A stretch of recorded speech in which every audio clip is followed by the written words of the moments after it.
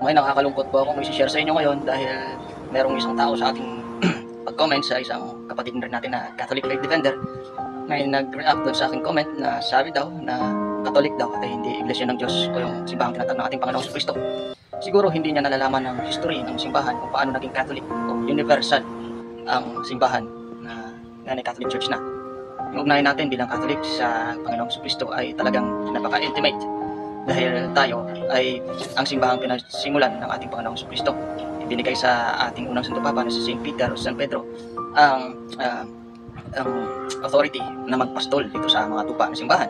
Siya nga ang naging unang-unang bishop natin sa simbahan o yung pastol na binigay sa kanya yung keys of heaven, binigay sa kanya ang karapatan. Yun sa tanong na ano bang ugnayan natin sa totoong iglesia o totoong simbahan ng Panginoong Kristo. Ano ugnayan? Tayo mismo ang totoong simbahan ng Panginoong Kristo. Yan. Pag binalikan natin ang kasaysayan ng 1st century, malalaman natin kung paano ang naging buhay ng mga apostles natin. Mababasa na natin yan sa mga gawa ng mga apostol. Malalaman natin na ang mga apostles ni Jesus Christ ay nagsikalat sa buong mundo matapos na ipinadala yung banal na Espiritu sa kanila doon sa pagtitipon, kasama yung mga na doon sa pagtitipon na yon, kung saan bumaba yung tongues of fire, which is the Holy Spirit sa kanila, at nagsalita sila ng iba't ibang wika. Doon sa tagpong yun ay namangha yung mga tao sa paligid nila dahil sila ay nagsalita ng mga wika nila, na sila naman ay hindi naman taga-Asia, hindi naman taga kung anong lugar din, pero nakapagsalita sila dahil yun sa power of the Holy Spirit. Doon nagsikalat sila sa buong mundo. At yung mga apostles ngayon ayon sa kasaysayan, mga labi nila at yung mga journey nila, yung kanilang pagmimisyon ay naitala yun. Mga bangkay nila ay nasa katedral ng ating simbahang Katolika. Yan. Kaya naging intimate tayo at tayo yung maging first hand na kumuha doon ng mga original na katuwaan ng ating mga apostles. Yan. Matatandaan din sa kasaysayan na tayong mga Catholic ay tayo yung mga original na Christians. Dahil doon sa Antioquia, di ba, matatandaan natin na unang tinawag ng mga Kristiyano doon ang tagasunod ng ating Panginoong Jesucristo sa Antioch. Sa Syria po yun, yung Antioch, Syria. Search nyo ngayon kung anong naging reliyon ng mga taga-Antioch, Syria ng 1st century na yun. At malalaman mo na yun ay Catholicism. Di ba? Balikan nyo, try nyo search sa Google ng Antioch, anong bang reliyon, sinong naging unang obispo. Ako na magsasabi sa inyo, ang unang obispo doon ay si St. Peter o si San Pedro. Yung pangalawa naman ay si Bishop Evodius.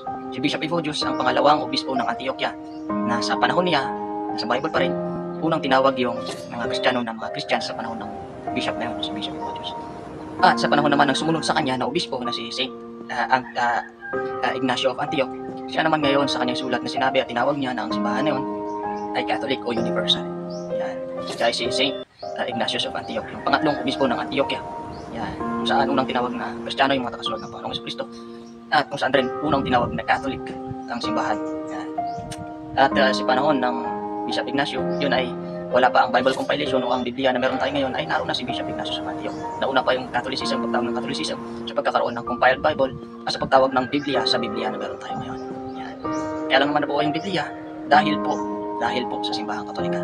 Dahil pinauutos ng ating Papa Damaso na i-gather yung mga sacred scripture, tapos piliin doon yung mga Bible na ipagsama doon sa tinatawag na natin ngayon na Biblia.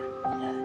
Kaya kung tinatanong natin kung ano bang ugnayan natin doon sa totoong iglesia, tayong totoong iglesia ng Diyos, tayong totoong simbahan, nasa atin lahat. Yung meron lang ngayon, yung mga Protestant churches ngayon, meron silang Biblia na minana sa atin at doon na sila nagsimula. Doon sila nagsimulang naghasik na ngayon ng kanilang personal interest at reason at interpretations doon sa Bible na yun, at nagkaroon na sila ng sarili nilang Bible doctrina doon sa biblical canon na binuo ng simbahan. Naman nagkaroon ng born again church dahil doon sa text na binasa na unless you shall na hindi ka maging born again, born by water and spirit, shall not enter the kingdom of God, which is a Roman interpretation. Dahil doon na naman sa nagbabase na kingdom of Jesus Christ, etc. Lahat yun ay nagsimula sila doon sa Bible. Hindi nila pinaniwalaan yung unang Bible. Doon lang sila nagsimula talaga sa Bible at nag-interpret ng kanilang paniniwala. Hindi nila binalikan yung kung ano talaga ang original na paniniwala. Kaya sila naligaw ngayon. I'm sorry. Pero ang totoong iglesia ng Diyos ay Catholic Church. Amen.